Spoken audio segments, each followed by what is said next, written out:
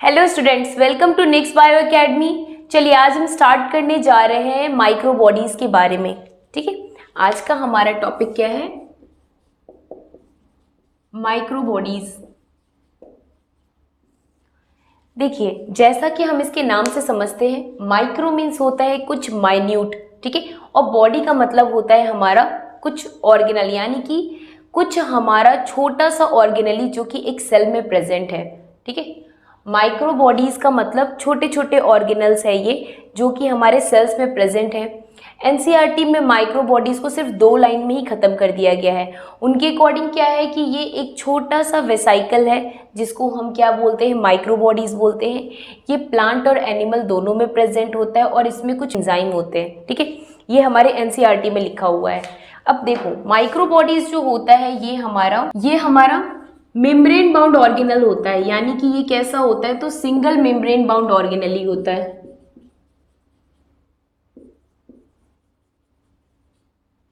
ठीक है, single membrane bound है। जैसे मान लो कि ये एक सेल है।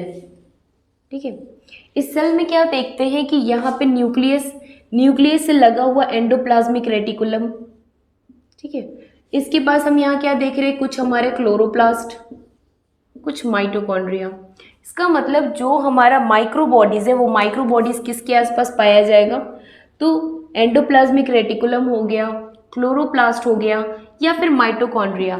यानी इसका प्रेजेंस कहाँ कहाँ होगा, तो इस सेल ऑर्गेनेली के आसपास ये प्रेजेंट होंगे, क्योंकि इसका रीजन है यहाँ प्रेजेंट होने का। ठीक है, देखो, जो हम माइक्रो बॉडीज की बात करते हैं तो ये हमारे कितने टाइप्स के होते हैं।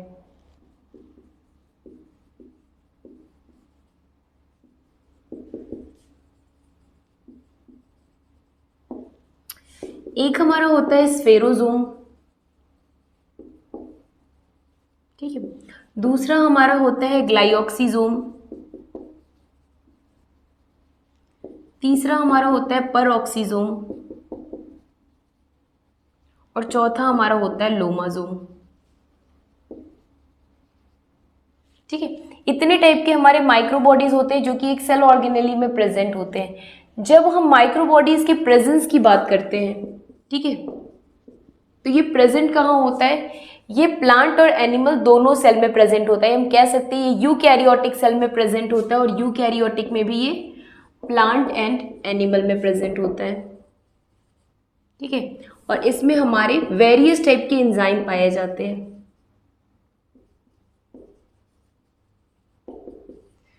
देखो, जो हमारा स्फेरोजोम है, ठीक है, ये इस टाइप का ये हमारा एक टाइप का माइक्रो बॉडीज है जिसको हम क्या कहते हैं, प्लांट लाइसोसोम।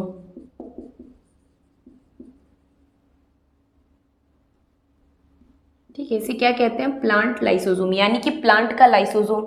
अब देखो, रीजन क्या है इसका प्लांट लाइसोसोम कहने का, तो देखिएगा,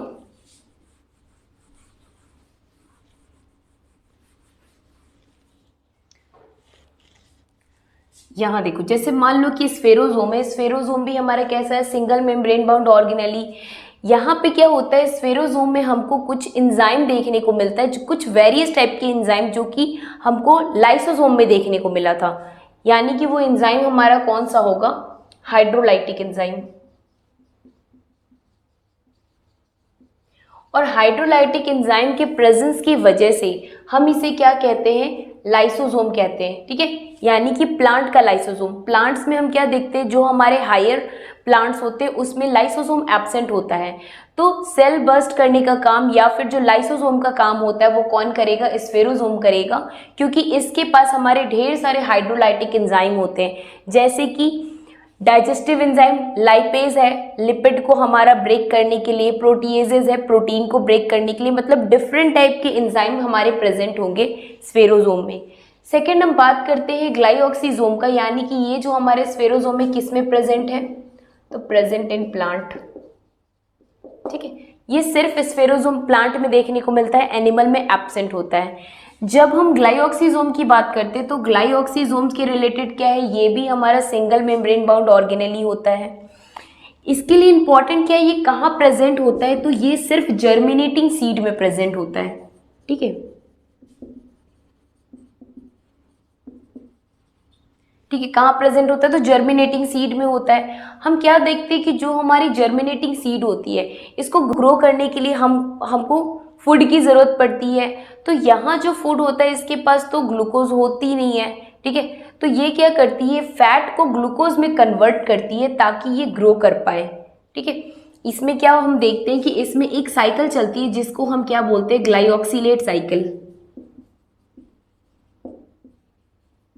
और इस साइकिल में होता क्या है कि जो फैट मॉलिक्यूल्स होते हैं, ठीक है, जो फैट्स होते हैं ये ब्रेक डाउन हो जाते हैं किसमें, तो ग्लूकोज में, ठीक है।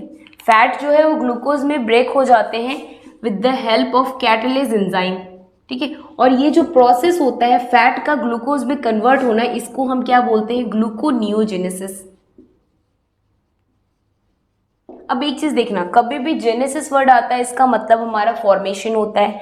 ग्लूको मीन्स, ग्लूको का मतलब होता है कार्बोहाइड्रेट या फिर ग्लूकोज, न्यू मतलब नया, नया ग्लूकोज का फॉर्मेशन हमारा क्या कहलाता है, ग्लूकोनियोजेनेसिस। यहाँ फैट्स जो है वो हमारे ग्लूकोज में टूट टूट के ग्लूकोज का फॉर्मेशन करते ताकि ये जो जर्मिनेटिंग सीड है ये ग्रो कर पाए, ठीक है। इसी को हम क्या बोलते हैं, ग्लाइऑक्सिजोम। इसमें एक साइकिल चलता है जिसको हम ग्लाइऑक्सिलेट साइकिल कहते हैं, ठीक है। देखो नेक्स्ट अगर हम बात करते हैं पर ऑक्सीजोम की, तो नाम से पता चल रहा है पर ऑक्सी मीन्स पर ऑक्साइड, ठीक है। और सोम मीन्स क्या होता है, सोमा मीन्स बॉडी, यानी कि पर ऑक्साइड का मेटाबॉलिज्म करने वाली कोई बॉडी, ठीक है, जो क्या करेगी, पर ऑक्साइड का फॉर्मेशन भी करेगी और पर ऑक्साइड को डिस्ट्रॉय भी करेगी। तो पर ऑक्सीजोम में हम क्या देखते हैं कि ये हमारा कहाँ कहाँ प्रेजेंट होता है, तो ये प्लांट्स एंड एनिमल दोनों में प्रेजेंट होता है, ठीक है। जब हम प्लांट्स की बात करते हैं तो प्लांट्स में हम क्या देखते हैं कि एक हमारी साइकिल चलती है जिसका नाम क्या है, फोटो रेस्पिरेशन, ठीक है। प्लांट में एक साइकिल होती है जिसको हम क्या कहते हैं, फोटो रेस्पिरेशन, या हम इसे C2 साइकिल भी कहते हैं, ठीक है। ये साइकिल जो है ये हमारा किस में चलता है, तो CPM याद रखना, यानी कि क्लोरोप्लास्ट, परऑक्सीजोम, माइटोकॉन्ड्रिया, ठीक है।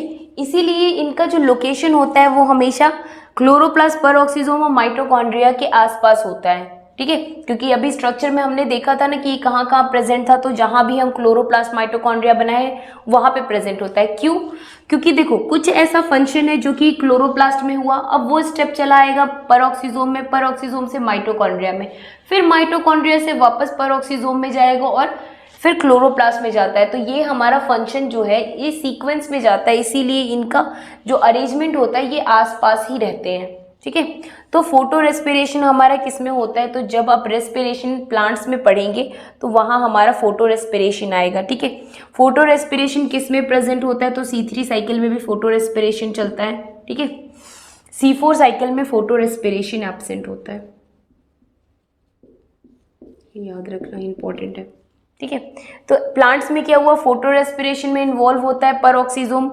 एनिमल में हम क्या देखते हैं कि एनिमल में कुछ हमारा जो पर ऑक्साइड फॉर्मिंग एंजाइम होता है और पर ऑक्साइड को डिस्ट्रॉय करने वाले एक एंजाइम होते हैं। जैसे इसका नाम परऑक्सीजोम पर ऑक्साइड की वजह से ही पड़ा है, तो इसके पास क्या होता है, दो तरह का एंजाइम होता है, तो क्या कहते हैं, पर ऑक्साइड प्रोड्यूसिंग एंजाइम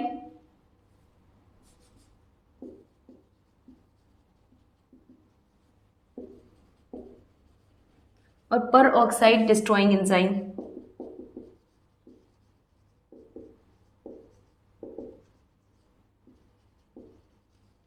ठीक है, जो पर ऑक्साइड प्रोड्यूसिंग एंजाइम है इसको हम कहते हैं ये कौन सा एंजाइम होता है, तो ये ऑक्सीडेज एंजाइम होता है जो कि पर ऑक्साइड का फॉर्मेशन करता है, और पर ऑक्साइड डिस्ट्रॉइंग एंजाइम हमारा कैटालेज होता है जो हमारा क्या करता है कि पर ऑक्साइड को डिस्ट्रॉय करता है। तो देखो एनिमल्स में हम क्या देखते हैं कि जो हमारा पर ऑक्सीजोम होता है, पर ऑक्सीजोम करता क्या है, जैसे मान लो कुछ अमीनो एसिड हो गए, ठीक है, कुछ हमारे अमाइनो एसिड हो गए, ये अमाइनो एसिड क्या करते हैं कि ये पर ऑक्साइड का फॉर्मेशन कर देते हैं with the help of enzyme oxidase, ठीक है। यानी कि कुछ हमारे जो जैसे ही हमारे अमाइनो एसिड हो गए, कुछ फैट्स हो गए, ये सब क्या करते हैं, ये हमारा कन्वर्ट हो जाता है किसमें, पर ऑक्साइड में। ऑक्सीडेज एंजाइम हेल्प करता है पर ऑक्साइड में कन्वर्ट होने के लिए। ये पर ऑक्साइड फिर क्या करता है, जब इसको कैटलेज एंजाइम मिलता है। अब देखो हमारे बॉडी में पेरोक्साइड क्यों बना, क्योंकि हमारे बॉडी में क्या होता है, एनिमल्स की सेल्स में या बॉडी में उनके क्या होते हैं, कुछ ऐसे बैक्टीरिया होते हैं जो कि किल नहीं हो पाते, तो उनको किल करने का काम कौन करता है, पर ऑक्साइड करता है। पर ऑक्साइड बहुत ही ज़्यादा हार्मफुल होता है हमारे बॉडी के लिए भी। तो इसका मतलब जब भी पर ऑक्साइड का फॉर्मेशन हुआ, वो बैक्टीरिया को किल किया, इसके बाद पर ऑक्साइड को तोड़ने वाला एक एंजाइम होता है कैटलेज। ये कैटलेज क्या करता है, पर ऑक्साइड को वाटर और ऑक्सीजन में तोड़ देता है। ठीक है, वाटर का ब्रेक कर दिया, यानी जैसे ही पर ऑक्साइड बना, इसका जो भी फंक्शन था हमारे बैक्टीरिया को किल करने का वो किल किया, और वैसे ही क्या हुआ, कैटलेज एंजाइम पर ऑक्साइड को ब्रेक करके उसको वाटर के फॉर्म में तोड़ दिया।